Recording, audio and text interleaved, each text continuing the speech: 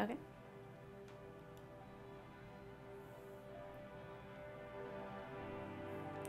Good afternoon, Easton. I am Carrie Rapolo, and this is the Shoveltown Scoop, Easton's news program brought to you by ECAT. So here's the scoop for July 29, 2015. The Easton Police Department, Fire Department, and Bomb Squad were called to Pheasant and Summer Street neighborhoods for suspicion of methamphetamine bottles and the explosion possibility. This was yesterday on Tuesday the 28th. The Easton police officer actually noticed a young man drop a backpack at the corner of Summer Street and Bay Road. After questioning, the man admitted that the backpack did contain hazardous materials. They were later to be found that there was methamphetamine in these two separate bottles. They can explode, and they were detonated safely. They took place at a controlled area with minimal fire and residual danger. The suspect lives on Pheasant Street with his mother and is currently being treated at a local hospital, and charges have been filed. So a great job of the first responders there over in Easton on those two streets. And a segue here to the Easton Wings of Hope organization, which was started by Kristen Harrison. She is working with the Easton Police Department and focusing on how to incorporate a similar system as the Gloucester Police Department has implemented. Basically what they are asking is that if any addict who wants to walk into the police station with the remainder of their drug equipment, such as needles or drugs, if they ask for help, they will not be charged. They will be assigned an angel to help guide them through the process on the spot, and they will be assessed quickly with proper care and can be administered quickly to a hospital. Kristen is going to be hosting a public meeting in September. They will be talking about youth prevention and how to recognize drug abuse. They're going to be offering support for addicts and their families, how you find that information, and obviously asking about fundraising efforts. You can find Easton Wings of Hope on Facebook, and you can also go to their website, which is eastonwingsofhope.org. She's working with the police department, the local schools here, the school committee, to really get behind what is a growing problem here in Easton with the drug abuse situation. So go ahead and check out Easton Wings of Hope.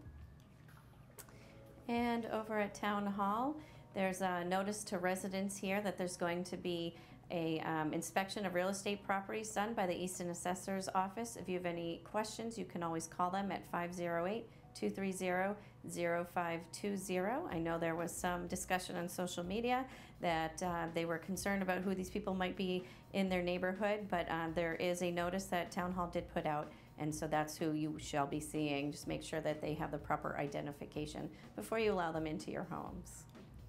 All right, and at the Board of Selectmen meeting on July 27th, 2015, the Board of Selectmen unanimously approved an annual financial gift from Stonehill College of $40,000. It'll be allocated thusly: $8,000 to the school department, $5,000 to the library, $4,000 to the Council on Aging, and $3,000 to the Recreation Department, with $20,000 held for later needs. And the Board of Selectmen appointed Easton resident Mark Lamb to the Finance Committee. He'll be filling in on that vacant position. So here's a screenshot of him discussing his background, which is very extensive. So he's going to be a nice fit for the Finance Committee. And also, let's see, they had Lieutenant Mike Green was promoted as captain to the Easton Fire Department. Timothy Griffin was promoted as lieutenant. And they have a new firefighter, Jason Healy, that's going to be joining their team. He will be graduating from the academy on September 18th. So they were all sworn in at the Board of Selectmen meeting. And we have Captain Jeffrey Webster, who came into our station to talk about carbon monoxide safety. Good day, everyone. I'm Captain Jeffrey Webster from the Easton Fire Department. I'm the Fire Prevention Officer for the town of Easton. We're here today to talk a little about CO safety, carbon monoxide, generator safety. It is odorless, colorless, tasteless. It's also slightly lighter than air, so it will kind of rise up. Detectors should be on every floor in your home. There should be at least one on every floor in your home. Should be one outside within 10 feet of the bedrooms by code. Particularly like on the second floor, all your bedrooms are there, so you'd have a CO detector up there. Detectors only last about 5 to 7 years. If you start hearing them chirping or anything, call the fire department. We'll come down, check out. We'll use our meters to check your home to make sure if things are safe. If anybody is experiencing flu-like symptoms, because the flu, CO poisoning mimics the flu. And according to the American Medical Association, CO poisoning is the #1 reason for poisoning deaths in the United States.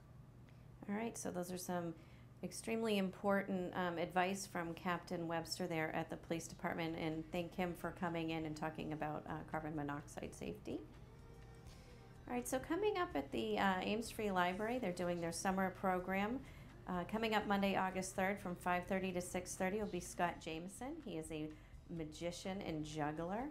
He is a lot of fun, I guess, and the kids absolutely love him. This is a do not miss event according to the library. If it's a nice day, they hold it over at the Queesit Garden, and if it happens to rain, they move it inside to the Oaks Ames Hall. And of course, what's happening over at the Children's Museum, we've got the Boston Hoop Troop on Thursday, July 30th at 11 a.m. They've also got Superhero Day coming up next week on Tuesday, August 4th.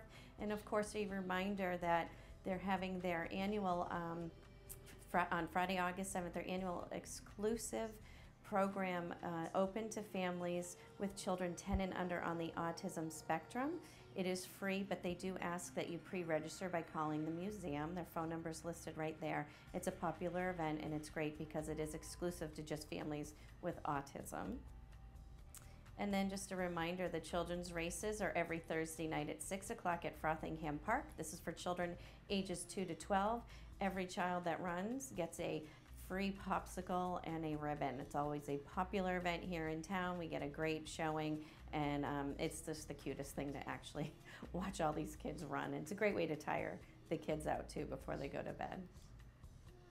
All right, and then coming up also at Frothingham Park on July 29th at 6 p.m. is Dale and the Duds. They are a musical band. You can bring a picnic, grab a chair or a blanket, come and enjoy some good old-fashioned family fun for free. And over at the Governor Ames Estate, this is 35 Oliver Street.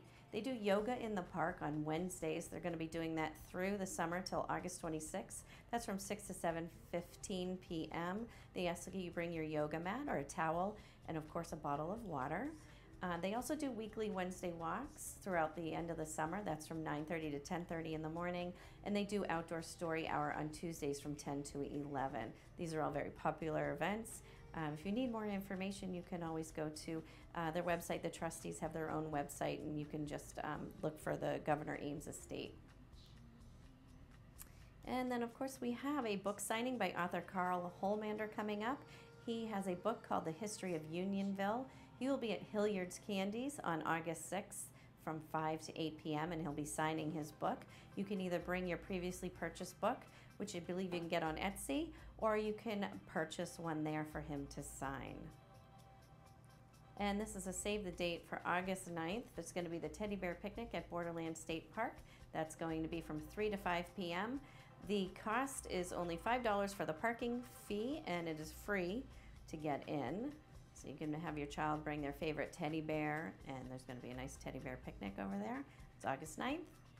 And also save the date for August 14th. This is a popular event held by the Easton Rec Department. It's going to be at 6 p.m. The Duck Pluck actually takes place at 6:30. It's at the town pool that is located on 101 Lincoln Street. The town pool is a chlorinated pond.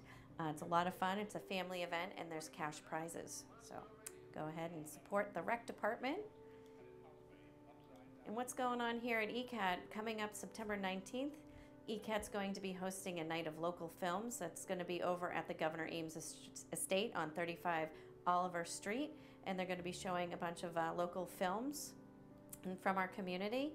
And also, if you'd like to come on the news, you can always contact me. I'm Carrie Rapolo. My phone number is listed there, and is my email. So please contribute to your community by getting involved. Contact me, and I'd love to have you on the show. So that does it for today. Until next week, see you then. Good night, everybody.